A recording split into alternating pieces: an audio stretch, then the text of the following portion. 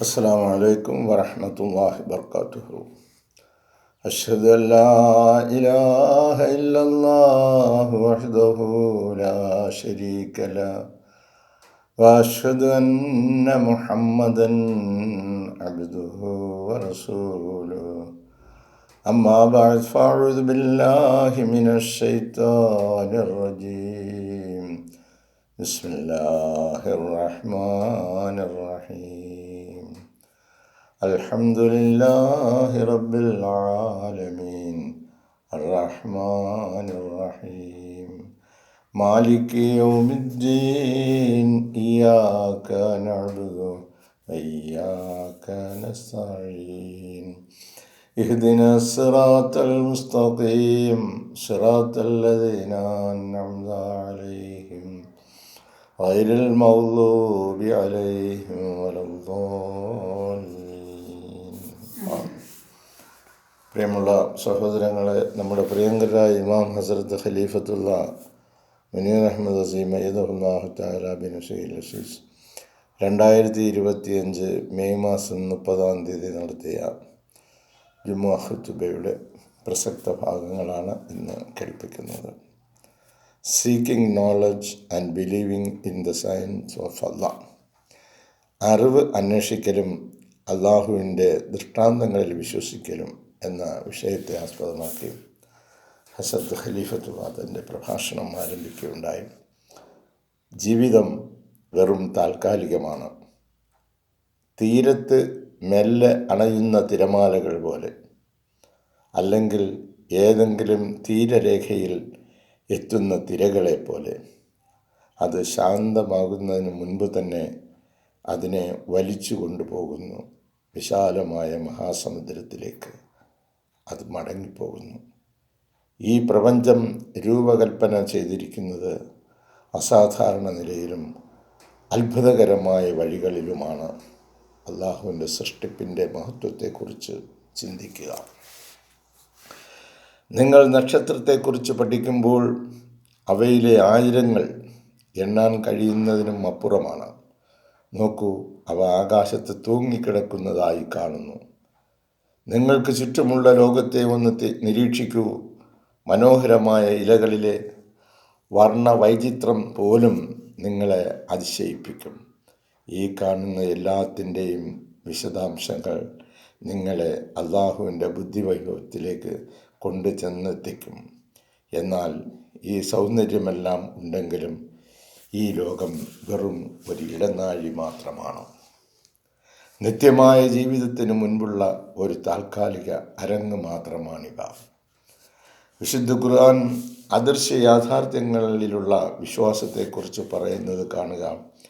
അദൃശ്യ യാഥാർത്ഥ്യങ്ങളിൽ വിശ്വസിക്കുകയും നമസ്കാരം അനുഷ്ഠിക്കുകയും നാം അവർക്ക് നൽകിയതിൽ നിന്നും നന്മയുടെ മാർഗത്തിൽ ചെലവഴിക്കുകയും ചെയ്യുന്നവരാണവർ.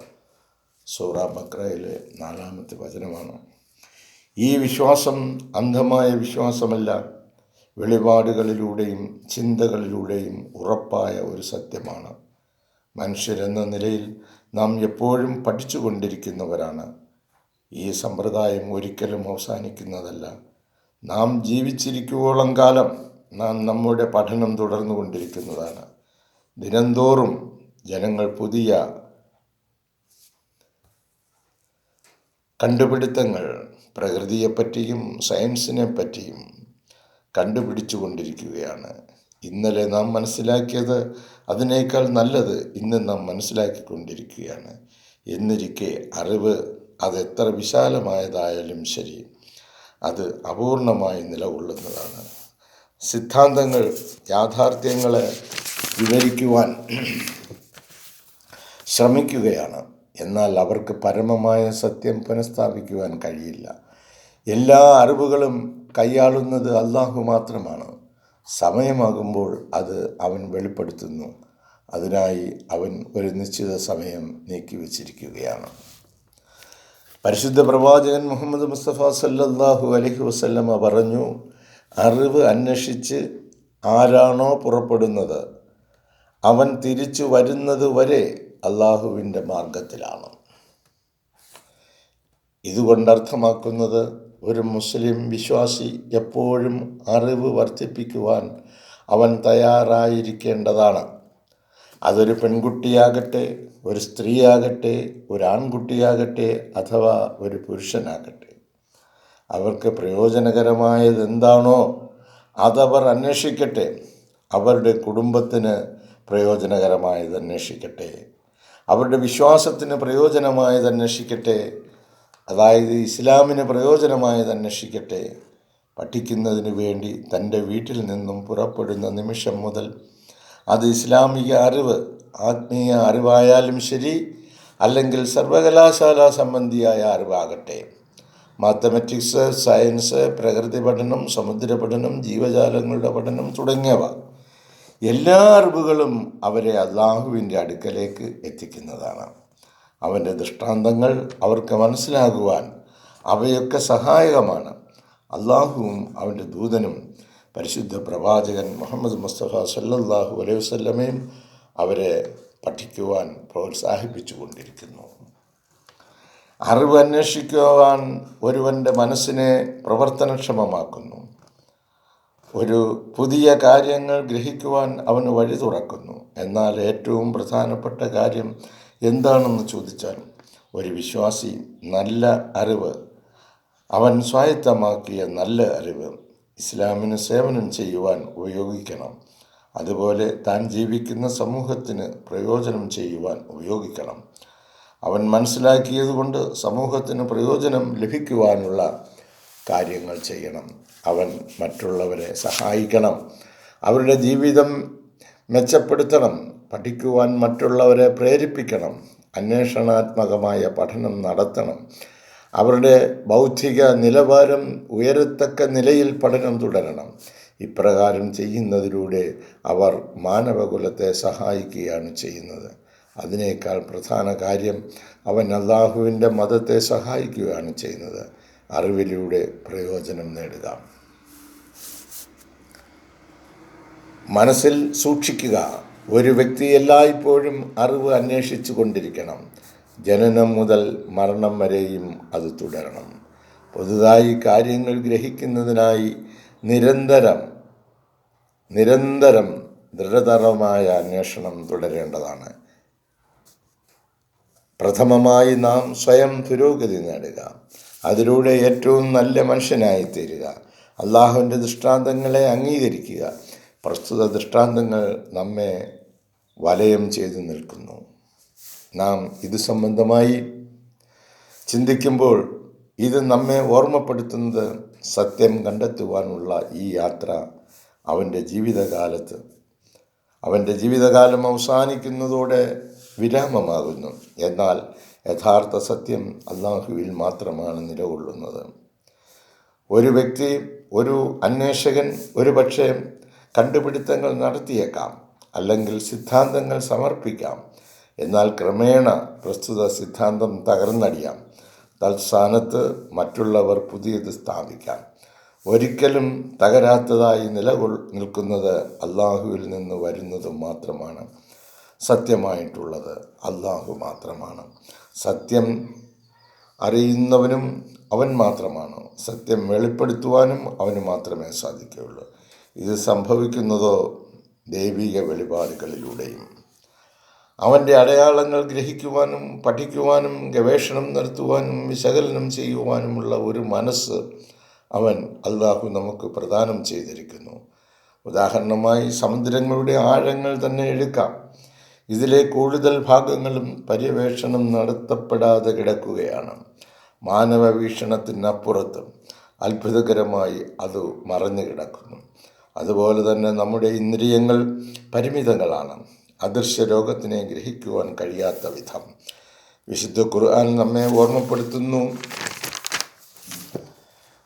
അതായത് അത്തരത്തിലുള്ള ആരാണോ പാരത്രിക ലോക ജീവിതത്തിലുള്ള വിശ്വാസത്തെ നിരാകരിക്കുന്നത്, അവർ യഥാർത്ഥ പാതയിൽ നിന്നും വഴിതെറ്റിപ്പോയിരിക്കുന്നു. പരലോകത്തിൽ വിശ്വസിക്കാത്തവരാകട്ടെ നേർമാർഗത്തിൽ നിന്നും തെറ്റിയവർ തന്നെയാണ്. സൂറ അൽ മുഅ്മിനൂൻ 23:75 വഇന്നല്ലദീന ലാ യുമിനൂന ബിൽ ആഖിറതി അൻ സിറാത്തി ലനാകിബൂൻ. അതായത് പാരത്രിക ലോകത്തിൽ വിശ്വസിക്കാത്തവർ അവർ യഥാർത്ഥമായ പാതയിൽ നിന്നും വഴിതെറ്റിപ്പോയവരാണ്.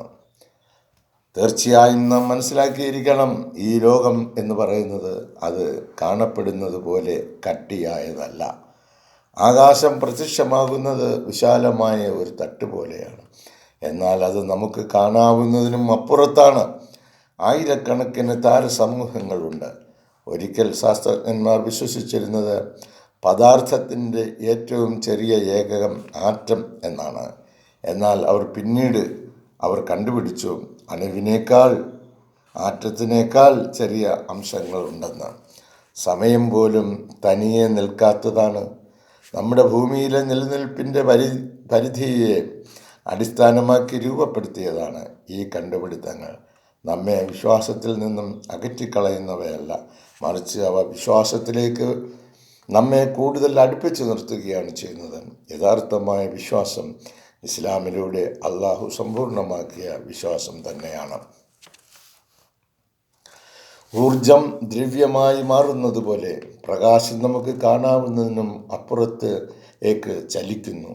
ഇതുപോലെ ഈ ജീവിതത്തിൽ നിന്നും അടുത്ത ജീവിതത്തിലേക്ക് അവസ്ഥാന്തരം വളരെ സത്യമായതാണ്. മരണം അവസാനമല്ല, ഇതൊരു പ്രവേശന വാതിലാണ് അദൃശ്യമായ മണ്ഡലത്തിലേക്ക്. അവിടെ നാം കൂടുതൽ ജീവിച്ചിരിക്കുന്നതും നിലനിൽക്കുന്നതുമാണ്. ഈ താൽക്കാലിക ലോകത്തിലെ ഏതൊന്നിനേക്കാളും ഉപരിയായി അവൻ്റെ അനന്തമായ ബൗദ്ധികതയാൽ അല്ലാഹുത്താല പരലോകത്തിലെ അത്ഭുതങ്ങൾ മറച്ചു വച്ചിരിക്കുകയാണ്. അതിനാൽ കൺകുളിർമയായി ആനന്ദകരമായി കൊണ്ട് അവർക്ക് വേണ്ടി ഗോപ്യമാക്കി സൂക്ഷിച്ചു വയ്ക്കപ്പെട്ടിട്ടുള്ളത് ഒരാൾക്കും അറിയാവതല്ല. അതെ, അവർ പ്രവർത്തിച്ചിരുന്നതിന് പ്രതിഫലമായിട്ട്. അല്ലാഹുത്താല നമുക്കായി സൂക്ഷിച്ചു വച്ചിരിക്കുന്ന അനന്തവിശാലമായ പാർത്ഥിക ലോക ജീവിതത്തിലേക്കുള്ള ഒരു എത്തിനോട്ടമാണ് ഇവിടെ നടത്തുവാൻ ശ്രമിച്ചിരിക്കുന്നത്.